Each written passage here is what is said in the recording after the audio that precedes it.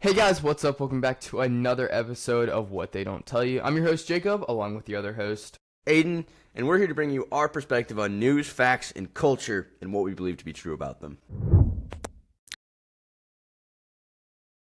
So today we have several pretty good topics. Last week I felt went pretty well. I was pretty happy with how it went.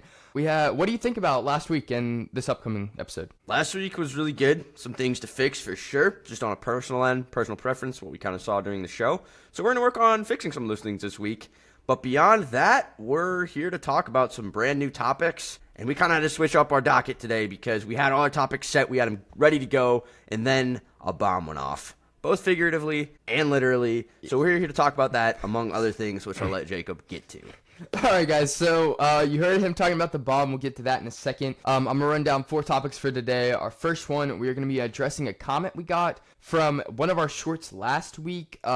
Just talking about giving our perspective on what the commenter said, and I'll show you the video on what video he commented on later too. We're also going to be talking about Trump, President Trump. He's made jokes in the past talking about like wanting to run for a third term, maybe going and letting Vance run for it and then stepping down and Trump taking over, stuff like that. And we're going to be talking like how we see that, if we really think that's right, morally right, and what that could lead to in the future if that actually is a bill that or a law that's passed or something like that. We're going to update you guys on the week 4 of the Diddy trial, just giving you a couple more things that updated since last episode. Not a heavy topic, but we'll get into that in a little bit. And then our last thing, the bomb. We'll get to that later. It's going to be the last episode, or the last topic. You guys are going to want to wait for that one. In Colorado, a bomb went off, basically. So, yeah. All right, let's get into our first topic, and we will show you the video real quick, and then I'm also going to read you off the comment that the commenter said. Yeah. In the 1950s, more than 95% of Americans identified as Christians. Okay. And then the most recent study from this article, in 2020, the number had slumped to 64% in 2020, and then 90% in 1970. So, it's like you said, I think the key to keeping Christian morals in the U.S. and in this country to be able to stay on top and stay it's a country under God. Like this country needs to be founded on Christian principles, and I believe that this number deteriorating is just a little scary. Yeah. Okay. So. All right, so the comment comes from a user by the name of Scott Matthew, and a couple numbers. I won't do that right now, but so he says, a country under God doesn't mean the Christian God. It means the whatever God you choose to believe in. That's why we are the land of the free. Now, that's an interesting take. Well, Aiden, do you want to start us off, and we both have the same view on this, so we'll kind of piggyback off each other. So what do you think about it? All right, well, first of all, I'd just like to state to our viewers that this is kind of a common thing that's occurred in the past, probably 20 years or so.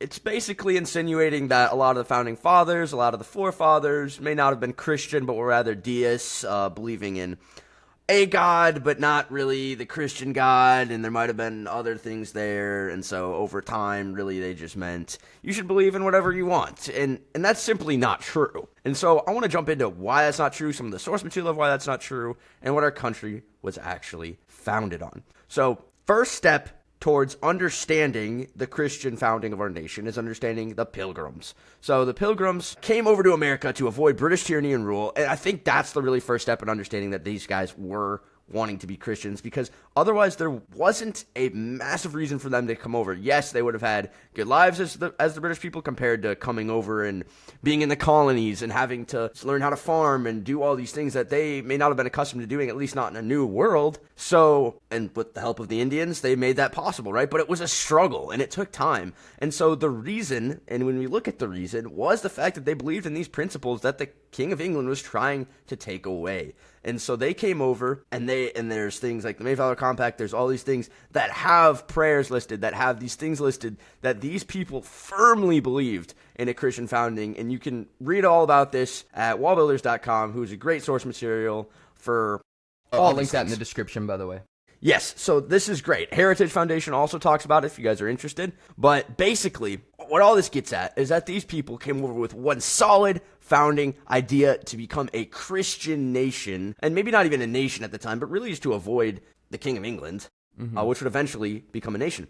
So then we skip ahead, right? We skip ahead to when the American Revolution starts, and we have all these key names, all these people who are cited to be Christians, who made Christian comments, who instituted Christian things. If we want to read off some of these people, we got people like John Witherspoon, John Adams, John Quincy Adams, Samuel Adams, Josiah Bartlett, Gunning Bedford, and Elias Boudinot, just to name a few. And obviously there's people like George Washington and Benjamin Franklin as well. But they wrote things and they stated things that explicitly would say that we would call Christian. Patrick Henry as well.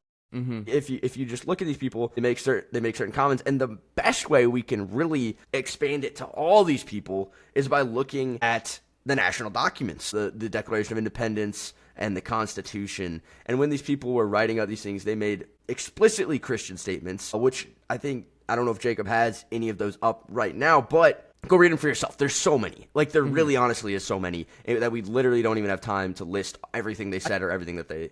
I can show you, like, I can get into one right now. Like, within the Declaration of Independence, they mentioned that there's a God, a creator, right? Mentions the nature's God. And the authors of, like, when writing this, they were pointing out, they were talking about the Christian God. We can see that several of the founding fathers, including George Washington, John Adams, James Madison, Alexander Hamilton, John Jay, Samuel Adams, all believed to be Christian, mostly Anglican, several other denominations of Christianity, and there's several places that show that they believed in the Christian God, and I think that that's a big key part of showing that's why it was based off of the Christian God and not the Buddhist God or whatever you want to call it. Yeah, so these founders intended for Christianity to be the predominant religion in America, and they didn't probably find the need to explicitly state that because it was so religiously adhered to at the time. And you see people that influenced even other great speakers like Patrick Henry, but George Whitefield at the time preached to everyone. He preached so many times that it is estimated that everyone in America heard him twice, which means that every single American, whether they like it or not, were influenced by this man. And so all these founders had at least, even if they didn't explicitly believe in the Christian God, the ones that were not sure on, the ones that didn't write anything, they were at some point in their lives probably, and I would say most definitely, influenced by Christianity. And you can see that years and years later in a monument to the founding fathers, and something I want to dive into to help you guys understand why Christianity is so important in our culture. So, I got my notes up here. I like to talk about the National Monument to the Forefathers. Now, this is the forefathers. This is not the founding fathers, but it was intended to show our Christian background and heritage. So, this national monument is 81 feet tall. Massive. It was originally intended to be 150 feet. Yeah, 150. So they scaled this thing down when it came down to it. One. So the centerpiece is Faith. She has her right hand pointing toward heaven, and her left hand is clutching a Bible. Now, obviously, the Bible is predominantly Christian. I mean, there's other Bibles, if you will, but the Bible is Christian, in this case specifically as well. And so this points to the center of American doctrine and belief, right? Christianity was the center belief of this nation. Mm-hmm. But faith cannot stand on its own. It is a center, but it is not the driving force until you have morality, law, education, and liberty. These things hold up faith in this statue, and I think that's such a cool example because these principles, essentially, that stand underneath it represent why America was founded and what it was founded on. So we have this central faith, but it has to be upheld by these other values and virtues, which we kind of talked about last episode. But to expand into it more, when they built this monument, they understood that morality, law, education, and liberty were the most important, right? Morality, you have to have morality if you even want to have faith, right? Your faith is founded on a moral sense or a moral purpose. Yeah. Law, you have to have a law to be able to uphold faith in your land, I would argue, because keep people accountable. Yeah, it keeps people accountable. It makes it so that sin is revealed through law, as Paul writes. It's paraphrasing, but he states that. education, which I think education I'll get into in a second, but extremely important, right? You're raising your youth to believe in this Christian founding. So that's really important. You're raising them to understand all these things. You're teaching the morals, the like liberty and all of that. You're teaching them in the education system, which we talked about last week as well, or last episode as well, is kind of falling apart now, but that's another day. Yeah, so we have these things that we see deteriorate, and then look what happens when that deteriorates. Well, then you don't have faith anymore. And we see that in our country, as we talked about with the church statistics just recently. I feel like, well, I was going to say, like, this I really like this statue, and I'll let you finish what the other ones represented saying. I just wanted to say, like, this statue represents, like, how you have to keep a country stable. You have to have these morals. You have to have the education system. You have to have things to keep up a country and keep up. And whenever, and like to wrap this back to the comment for a second, like, you have to have, like, religion to be able to, like, in the Christian religion, to be able to keep this country afloat and not fall like you've seen other countries fall and other empires fall because they either disobeyed God or did not listen to his commands. Yeah, and I would say that rings true in America now because, again, we talked about it last episode.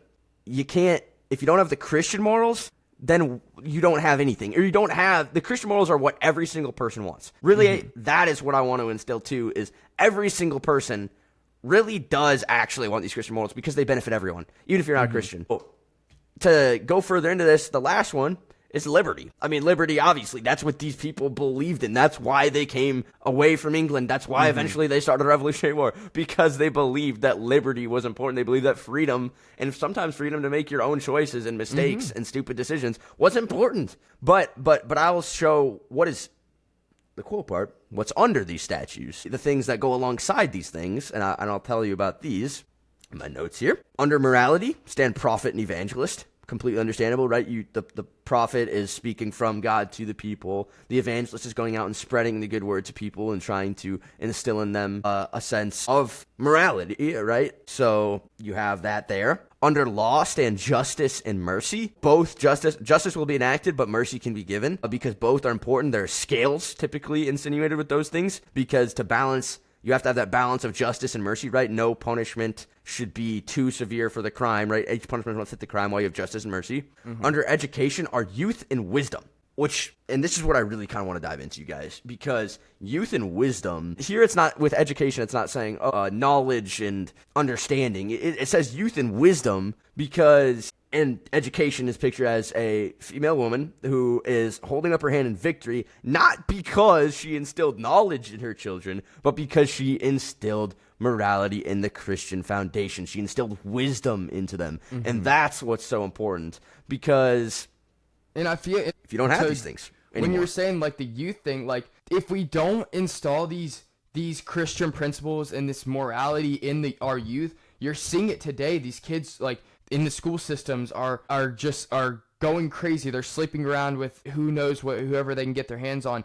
They're killing people. They're doing drugs. They're doing getting in gangs, stuff like that. And if we don't start early in the school systems and teaching them what's right from wrong, what's, like, morally right and wrong, but also from a Christian point of view, right and wrong, then it's going to get out of hand, and we can already see it now in the school systems. Exactly. And it was philosopher John Locke who said that children should first be raised in the Christian church with Christian morals before they ever go on to just try to learn knowledge, right? Because knowledge can come with wisdom and understanding. If you have wisdom, you have the appreciation of knowledge. And so if you have that appreciation, you have that desire to learn, and that eventually leads you to knowledge. So that the first thing to really strike in children is, hey, we're gonna build wisdom and understanding, and with that wisdom and understanding will come your desire to learn, and then there's a whole world open to you, infinite. Sky's the limit, right? So that's what's really cool, is that this woman isn't raising her hand in victory of knowledge, she's raising her hand in victory of wisdom, and that's what we need more and more. Okay, now moving on. We got two more. Well, I was going to say, you want to say something? Quick, yeah. I was going to say, so when you were talking about, like, the free will and stuff, right? Yes. I wanted to say, in this comment, he says that we're in the land of the free because he said, that's why we're in the land of the free. Now, I get that's what we're in, and like you said, we have free will to make those stupid decisions or whatever we want to learn. That's how we learn, but they did not. The whole point of the founding fathers basing the country, like our country, off of God, it's not the God of your choice, because that's not where the free will and the land of the free comes into play here. There is a Christian God that they based it off of, and then you're able to make your decision. Do you believe in the Christian God, or do you want to go away from that? You can go and believe in Buddhism or Judaism or whatever it is, but I believe that our country was based off the Christian God, and that's your choice to accept that or not. Yeah, and I agree with that. I think that it really comes down to also the church reinstilling these principles, because again, it's what everyone should want. It's peace, prosperity, hope, love, all those things. So to get into the last ones before we get too sidetracked, liberty. Underneath liberty stand tyranny overthrown and peace. And I would just like to point out that liberty and justice, right, or liberty and law, I should say, justice is underneath it, they aren't weak, right? In our society today, we think of masculinity, and oftentimes, especially with the newer generation, they think of something that's wrong or too violent or all these things. And I'm just going to be honest, the people portrayed here, they're not these weak guys. They're not little philosophers bowing down to everyone else. They carved this dude at your model. He's standing feet taller than everyone else around us. He's freaking ripped. Okay, my point in getting to all of this, though, is that this guy isn't a pushover, and neither was, I would argue, Jesus back in the old times. And that's something I want to come back to. Jesus was. He was not this little, like, you see your old preachers, they're old, they don't have, they're skin and bones, they don't have muscle. Jesus, he was a woodworker.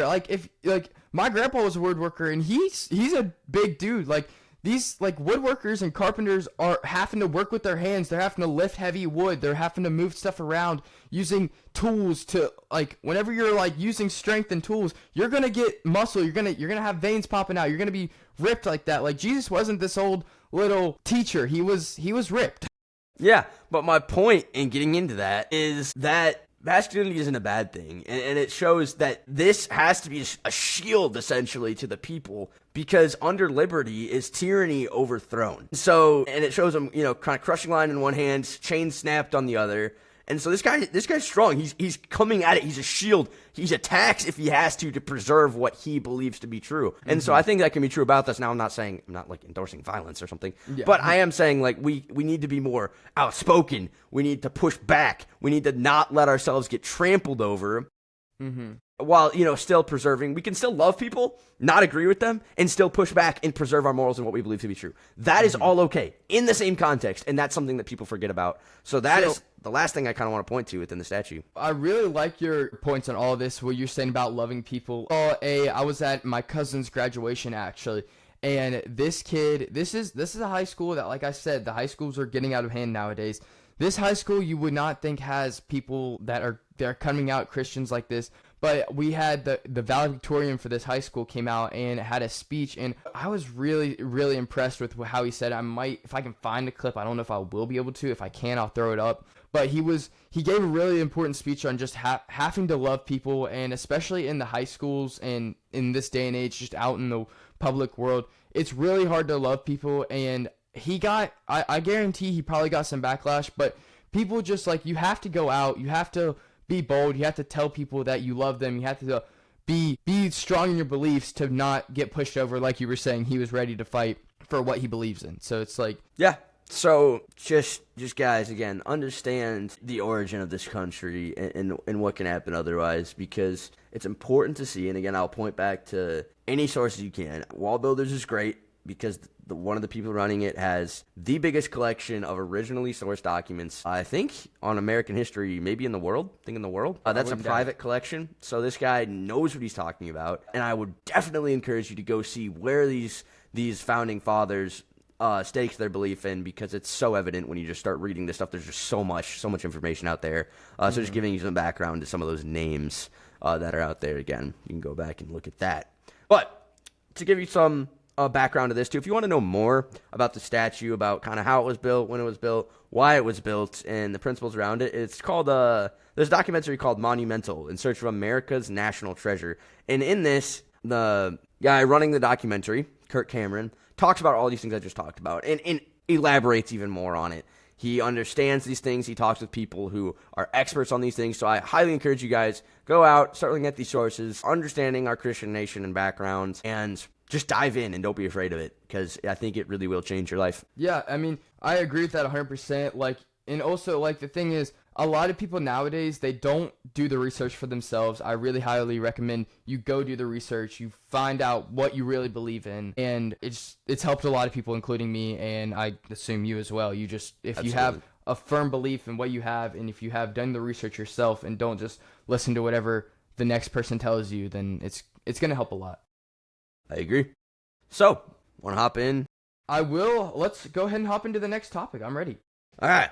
I will say, if you guys want, if you live in Massachusetts, it's Plymouth, Massachusetts. It's where the Forefathers Monument is located. Cool to see. Just wanted to throw that out there real quick. So, are you ready for our next topic? I think so. Okay, so we're going to talk about the Trump third term now, correct? Is that second term? Yes. Second? Yeah. Third. So, well, he's in his second term, but yeah, obviously no president can run but for second third. topic, yeah. Sorry. Yeah.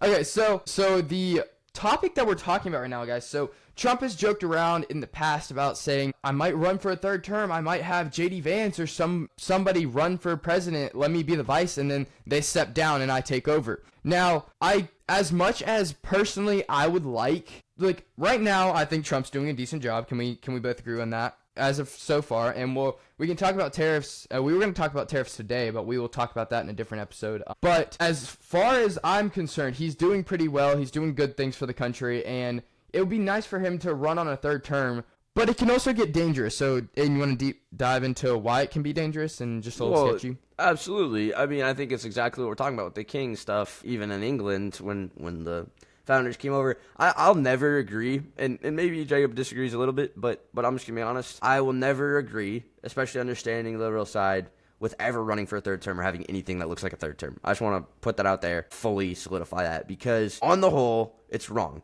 We can't do it. It's immoral. It's unconstitutional. You can't run for a third term as a president. Now, I don't know if there's some loophole, but no matter what, I wouldn't like it, because when you put it in our shoes, without like being like, okay, say this is legal, say that no one even disagrees with it, I can tell you right now, I'd be pissed off maybe if, somebody like Kamala or got Biden to get a third term in office, because that's not right? Like, I don't see that as right. I see that as the liberal side. That's just not right. So I'd be annoyed. Now, maybe they would not be annoyed, but I'm just going to be like, no, the same standard applies to everyone, right? You can't run for a third term. That's all there is to it. That's all there is to it. Now, I get, there's a little bit intriguing to say, oh, my president that I've loved, or Trump's doing really good for the country. Man, I would really love if he could get into a third term. But like you said, you have to look at it from you can't look at it from your own personal point of view, because you might have biased standards or whatever. You have to look at it at what happens when the Democrats get into a third term, a fourth term, a fifth term from the same president. Exactly. And sometimes even our side can get out of hand, and it almost turns into it almost turns into an empire, with a king instead of a president who we have a republic where we can vote people in and stuff like that. Yeah, it's, again, we go back to the founders, because even you could argue, oh, if I looked at it from this side, if I looked at it from this side. At the end of the day, and I know I said that a lot last podcast, trying to correct that, but at the end of the day, you can't run for more than 2 terms. Mm-hmm. Now, I will say there is Franklin Roosevelt. He actually did run for a third term from 1941 to 1945. Was his third term. He was the only president to do so. And then after that, they made a law that they don't want to, because he realized that it was just too basically overpowered. Yeah, essentially. Yeah, you can't. Yeah, I don't think you should be able to run for more than 2. That's okay. So that's when that got instituted. I like that. Okay, I did not know that. That's interesting. Thank you for bringing that up. Moving on from, we can settle on the fact that it's just obviously wrong. Settle on that. So let's move on. Okay. What do you think this does for his image? Overall, I think it looks a little bad on him, just because people Trump's he's in a gray area with a lot of people. Can we agree on that one? Absolutely. That he's been through a little bit of scandals. He's been tried to impeach twice, was not successful to get him out of there. He's been almost killed too many times. And we were actually together whenever the first assassination that's right. was. I remember your little brother came in running, Trump got shot, and your mom showed us the video, and we were all freaking out. Yeah. But the That's crazy. thing is, it's just a little.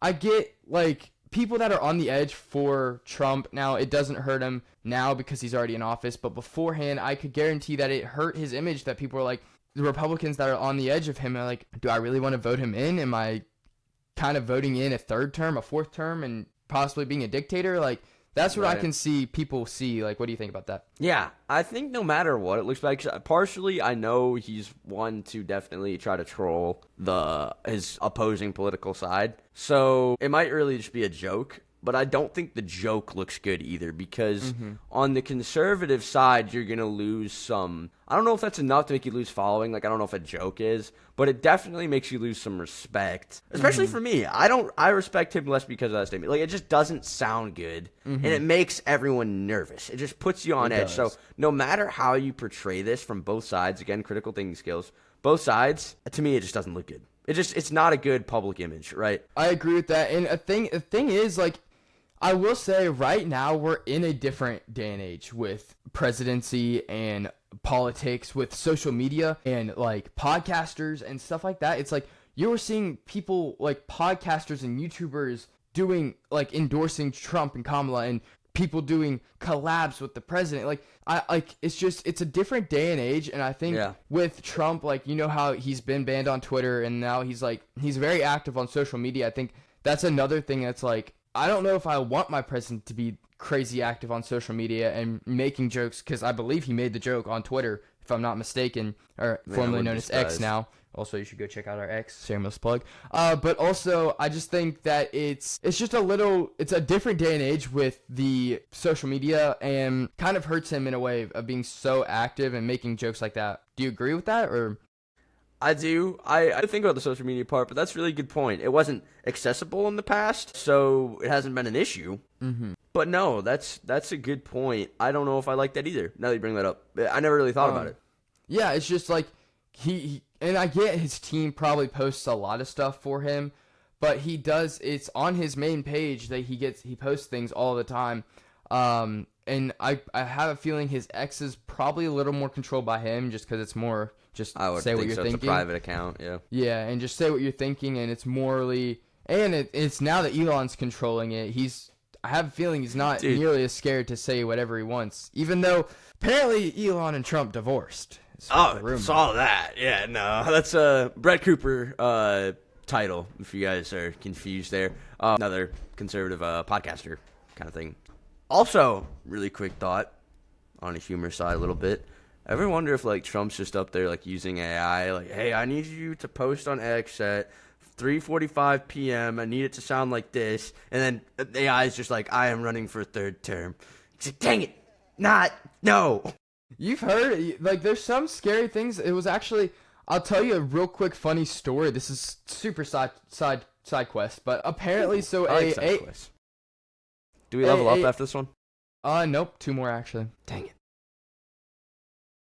But there's a AI company that Microsoft actually hired or like invested in recently just got busted, and a crazy story about this. What it was this AI company, I'm not sure the name, I would have to find it for you guys later.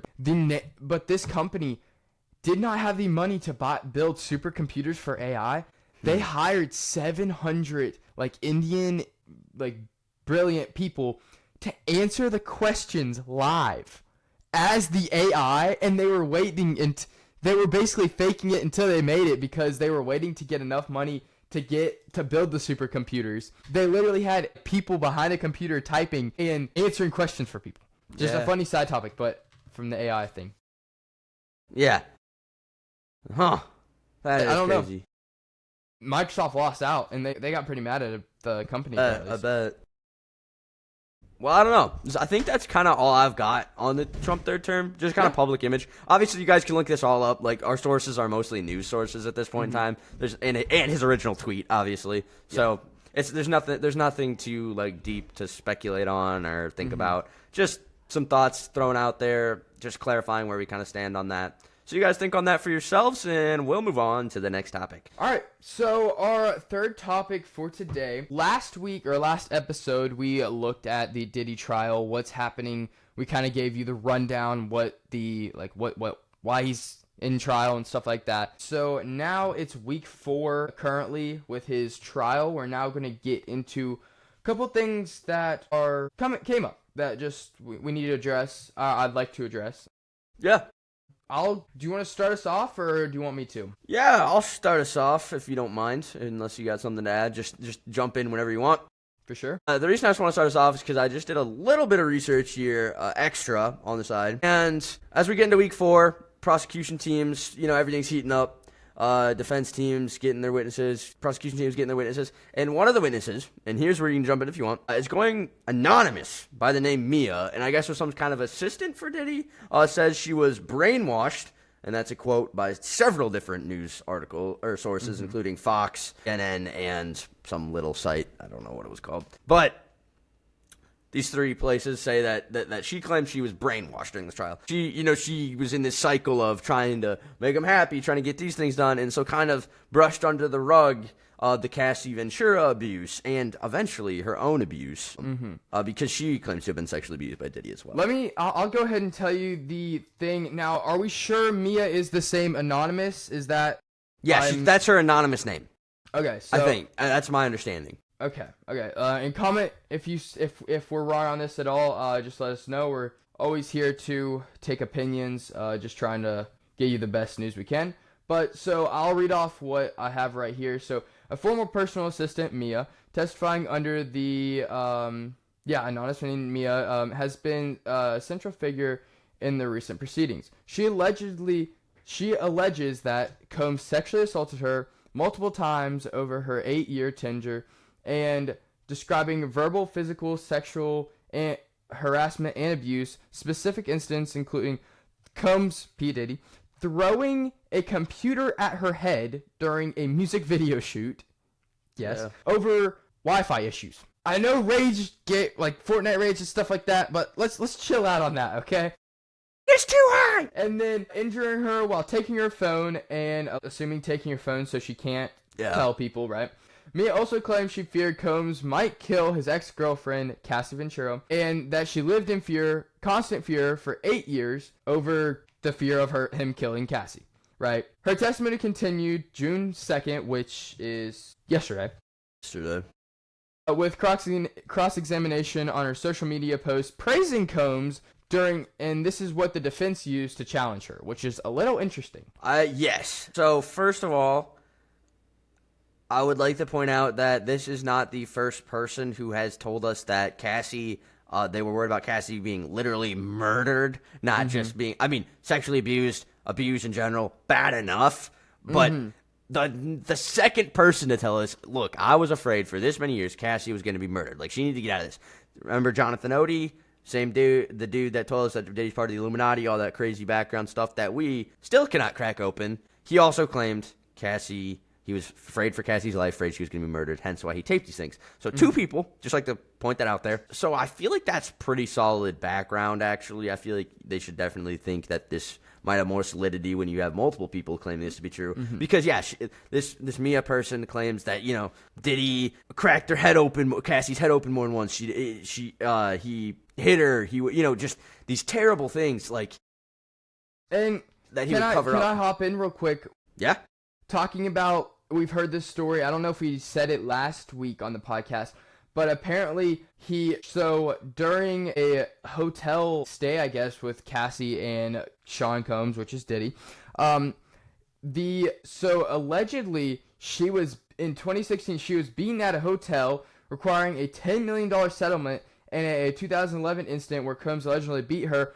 One of those was the time that she was beaten and dragged by her hair and threw into a ditch. Did we talk about that last week? We talked a little bit about it. There's video of it. Try not to get into too much of that because, there's a lot of crappy stuff that goes on that I just don't need to know about. But, yeah, it's just really tough in general.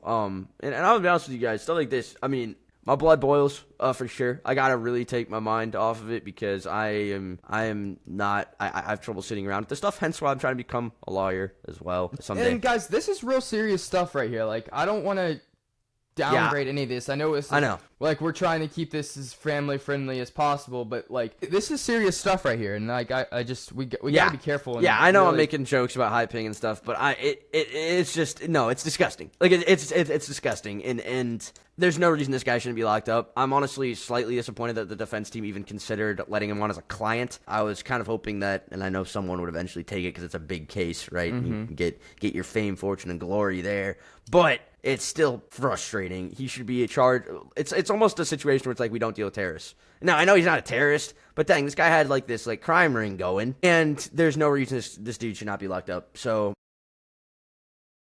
I'm gonna hope this prosecution team does their job well. Yeah. So last week, when did we shoot the episode last week? The date came out 2 weeks ago, yeah.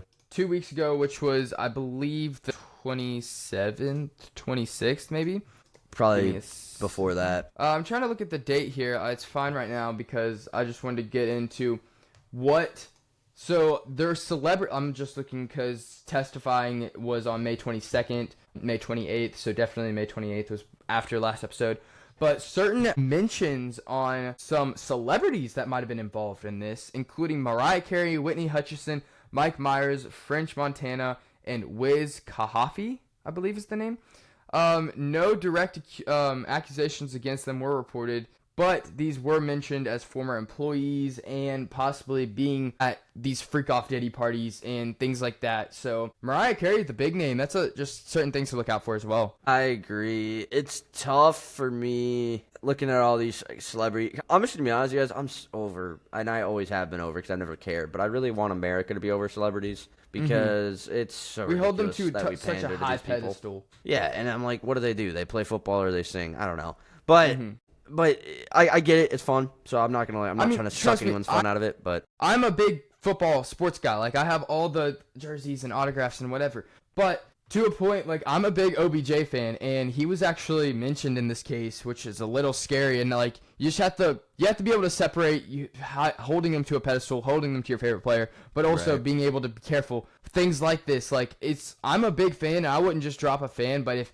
there's something that really like shows OBJ was in this and really involved, I would definitely not support him anymore, because it's just, this stuff is too big to not hold them accountable. Yeah, it's vile. And so just to recap, make sure you guys understand everything. Anonymous person Mia testifies against Diddy, claiming she was sexually assaulted, also fearing for Cassie Ventura's life at the time. Both of them have been abused multiple times physically and then sexually as well. And that's pretty much the best summary of this. Obviously, you can get into some of the celebrity stuff. Unfortunately, there's no proof, but they did work for him. You know, it's hard to... You feel bad in a way because you're like, well, there's the one person that happened to be part of this, just nonsense, but was never involved in the party and now is getting thrown under the bus. Like, you don't know who those people were. And now, I don't think there's a lot of them. I do think there was a lot of people involved in this stuff, and I wouldn't put it past any of these people. I don't care what they tell you or what they sound like. And it's really hard because, again, we start, especially with some of these child stars, you know, they're so influenced by all this stuff, and then you get messed up adults. I'll talk, I really like that. I was going to get into Justin Bieber. Really, he's starting off in the music industry from a super young age. Yeah. Diddy, Usher, all of them were kind of mentoring him in a way, kind of bringing him up through the music industry. And he's been kind of mentioned in some of these cases, nothing too crazy. Him and his wife, Kaylee, I believe, or Haley, sorry. Yeah. Him and his wife, Haley, are actually allegedly have been Christian. Like, they are now cleaned up their act a little more. And is that just kind of a cover-up? Maybe he was involved in this. I don't want to say that because it does sound bad. And if he really is Christian and accepts Jesus as his savior, then I'm happy for him. It's a little scary with some of these names, especially Justin Bieber. I don't know stuff like that. a ton about Bieber, but I know some of what he's involved in the case. And maybe he was involved. That's where it gets tough. And that's why I talked about the child stars, because there's people involved in this that you're like, wow, they might have been really young, and it's so scarring that it's hard to rationalize or feel like, oh, like accuse them of stuff, even if they did stuff. It gets harder because you're like, wow, like it's an awkward. It's little things that you just they're kids, you know. And I do think that kid's scarred. I don't think there was nothing. Do I think that maybe he personally, or even, you know, was like personally attacked by Diddy or anything like that? I don't know. I really hope not. But I guarantee you something happened. I guarantee you that kid's haunted by some things, and maybe, and I sincerely hope and pray that him coming out and saying he's a Christian is really just him trying to find that healing that he can't otherwise find. And it's really cool that his wife is joining him in that too, because something that I always appreciate, you know, is having that person and that husband and wife thing that can hopefully get him over some of this stuff that I'm sure happened. I mean, this is kind of off topic, but just talking about that, like, our pastor at our church, he said that he will not do marriages that are both not believers. If one's a believer and one's not, he will not do the marriage, because God created, like, God's image for marriage was the bride and the groom, or the church and Jesus, right? The bride and the groom, right? And another thing that we can get into, like the gay marriage and same-sex marriage, is like it's not right, it's not biblical, and I feel like that's a big problem in our society as well. Trump saying there's only two genders is a big thing. Step in the right direction. But we're still a long way from there. Yeah. Back to Diddy though, just a little off topic. I have two things now, right? Okay. So one is it's just a little, so Sean Diddy, or Sean Combs, P. Diddy, right? And so at these trials, right, he had family there, including his mother, sons, and daughters present in the trial. Hey, what's right? this? What's the what news site is this? Out of curiosity. Got this from Washington Post. Okay, cool. So you guys go Washington Post, go look it up for yourselves as well. Again, encourage individual research. Yeah, I'll link it in the description, of course. But it's just, there's little things that are just a little, like, do you really want your, like, there's things that he's, like, showing he's kind of messed up in the head. Right? Why do you want your daughters and sons to be in this trial whenever you're getting accused of all these things? And it's graphic in the courtroom. Like, they're not going to leave out details. Allegedly, they've only gone to excuse themselves a couple times, and it's just super disturbing that he wants his family to be in there when he's getting accused of all this. Yeah, I'm sure it's probably a portrayal thing by his defense team. It's a tactic. They want him to look like, you know, look at this family guy, man, that has his brothers and, you know, like, it's probably a portrayal thing. But beyond that, I mean, what I was kind of laughing at myself about a second ago is just in my head, like, mom's probably sitting there like, guys, look what happens when don't avoid the music. No, but man, I would honestly hope so. But I don't know why I picked that up. Pencil. But beyond that, there's honestly nothing I can say that makes full sense or can bring it full circle. It's tough. It's a tough situation. It's all just a little weird. Another thing, this is kind of a side topic we talked about having. I'm going to just go ahead and read you guys what this says. And then there was a video that I could actually play as well. I sent this to you the other day. Trump commented on May 30th saying that he would look into the facts regarding a potential pardon for Sean Diddy. Now, he was in an interview, and Sean Diddy and President Trump are acquaintances. I wouldn't say friends, but have seen each other, have been seen together, like at social events, talking, stuff like that, right? Right. And so President Trump hasn't written off the fact that if this is legitimate, they find him guilty, which I feel like if they do find him guilty, especially within the estimated price is going to be up to $15 million over the 2-month span of this trial, which is insane. But I don't feel comfortable if Trump actually does pardon him. What do you think? I think it's very slim chance that Trump pardons him. Again, he actually, in the full statement, I think it might have been the Washington Post again, actually, I'm not sure. But the full statement was more along the lines of, I don't know a lot about it. I'll look into it, but I'm not going to, essentially, even though I know him, that doesn't just mean I'm going to pardon him. So there's more to it than just that blanket statement. I don't think he'll pardon him. If he did, I will be pissed. I'm saying that flat out. I'm not forgiving this dude for that, because we need to set an example for what happens when this kind of thing happens. No one is above the law. When he gets away with this, and then the next person, and the next person, and especially in the music industry, Diddy is the one case that's brought to light. Lots of these go under the radar, unnoticed. Lots of children, lots of women, and even men. All these people they're getting abused. It's not coming to the light. Right. And this is the exception, right? Nobody is seeing all this stuff that's happening in the music industry in Hollywood. And if Trump does this, it's only going to give them more strength. If I'm friends with Trump, if I can go get on his good side and then I get caught, I can get Yeah. pardoned. Like they have to set an example. Like you said, Yeah, nobody's I will lose an insane amount of respect for that dude if he does that. That would be ridiculous. Because again, and it's all the sex trafficking stuff. It's everything. We have to set an example with Diddy to make sure this stuff doesn't happen in the future. And if we want to talk about, actually really quick, because I like to point this out when we talked about it earlier, if we want to actually talk about what they would call toxic masculinity, let's talk about freaking Diddy. He objectifies these women, treats them essentially like property as opposed to anything else. Whereas, like, if you actually want to be a man, you treat with respect and you protect and you care about the people around you. And that's all there's to it. Sacrifice. That's another big thing and I think, like, all these people look at Andrew Tate, right, and they think that's the pure masculinity thing. And having these expensive cars and the expensive watches and having women all around you, you just don't care about them. You treat them like trash. Like, I'm not saying expensive cars and expensive jewelry is a bad thing, but inherently it's not. But whenever you look at these things like that, it's not the true definition or the true purpose, or I guess purpose, I don't know if that's the right word or not, for masculinity. It's like you said, it's sacrificing, it's protecting, and doing things that for the women and for the children, for the people that you care about, instead of treating them like trash. Right. Yeah, because they're people made in the image of God, right? And that's what you got to come back to as well. So I think this kind of is wraps for me on the Diddy thing. I think we've covered what we can cover. A lot of good information there. For those more witnesses. Yeah. We'll hopefully, I think this is a 2-month span, so we might talk about it a couple more times throughout the podcast. I don't know about next week. We'll probably hold off. Maybe give it 2 weeks or a month or so. Yeah, it'll be next up every 2 weeks, guys. Standard process for us. We got it on our banner as well. Yep. New banner up. Every 2 weeks on Thursdays, every 2 Thursdays. We'll actually, in about a month and a half maybe, we're going to have an in-person episode, a couple of them actually. I'm pretty excited for that. Sweet. That'll be fun. It'll be fun. So do you want to move on to our last topic of the day?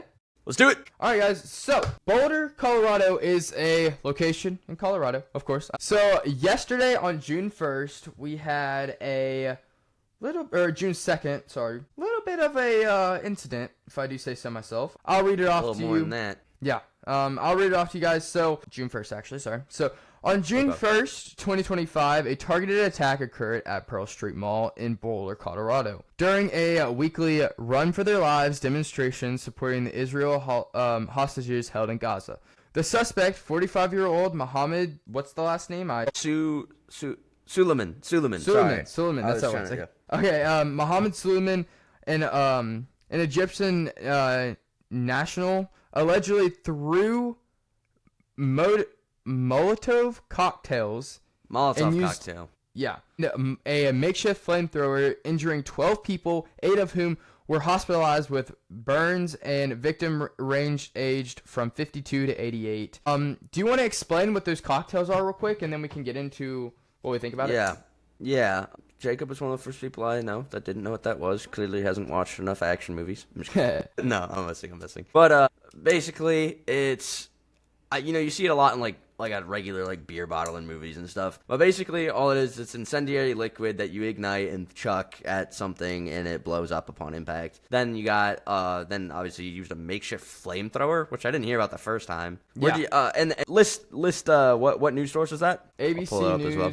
ABC News talks about Fox News as well, and then I also have CNN. Okay.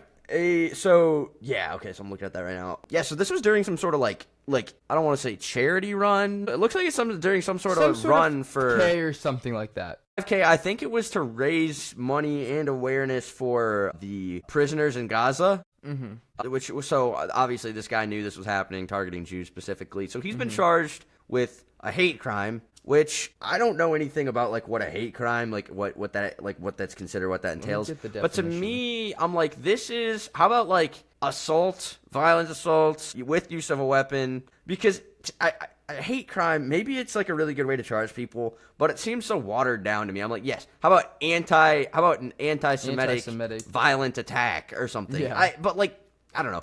Again, it's just a word, probably is good charge. I don't know. But here's the meaning for the hate crime.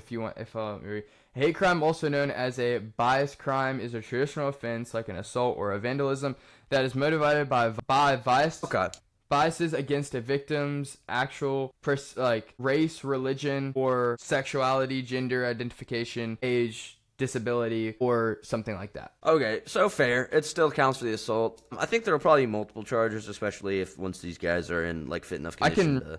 I have those charges if you want me to read them real quick. Yeah, and in the meantime, we can just talk about it's again. There's not a lot known fully about this yet. Full motivation. I mean, you can assume it was just all against Jews and the full purpose of that. Yeah, let's hear it. Okay, so he was arrested at the scene, hospitalized for minor injuries, and charged with federal hate crimes, 16 accounts of attempted first-degree murder, first-degree assault, and use of explosive devices, basically. That's kind of what I thought. There would be more to it than just a hate crime.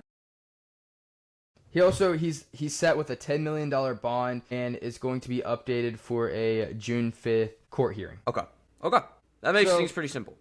One thing that I will say, and we can bring this back to the Joe Biden run. Thing is that he entered the U.S. legally in August of 2022 on a tourist visa and applied for an asylum in September of 2022. Overstayed his visa after its expiration in February of 2023 and was in the country illegally after his work permit expired in March of 2025.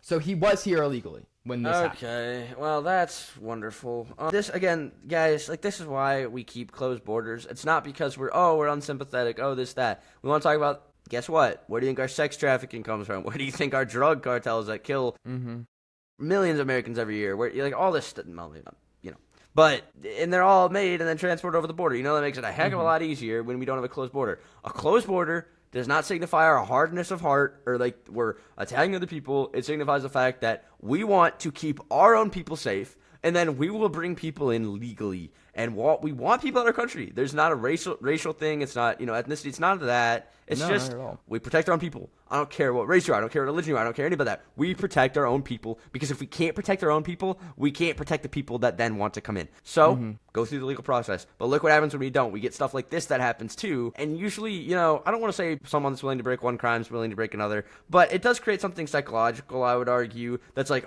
we did this one thing. Now, we hate this. We're going to do another thing. So this guy was probably Muslim denomination, if I had to guess, coming from Egypt, and obviously decided to go all out against the Jews, which they are, their religion, they hate them. So if you're a radical Muslim, I'm not trying to talk trash about all Muslims. I've met some super nice Muslim people. It's just, you got the radical side of things. So yeah, it's terrible, terrible tragedy, really, and an example of why we need to have stricter enforcement on these immigration things and on just how kind of our stance with Israel, I think, a little bit. There's so many arguments on both sides, conspiracies and backlash and this and that and trading blows. On a surface level, though, Israel's our ally. Israel was attacked. They're fighting a war against terror, and you should really back that. It's super unfortunate about civilian lives lost. I know that's always the argument. But these terrorists are literally using that, what some people don't understand, these people as human shields, children. So it's really tough for Israel, and Israel's actually been helping these people to the best of their ability, I would argue.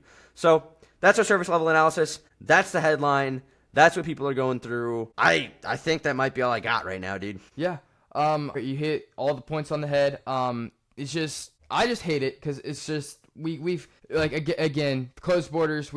There's a reason that Trump is doing that to save these people. 12 people were injured, burnt severely. 2 were flown to the hospital and hospitalized Sunday.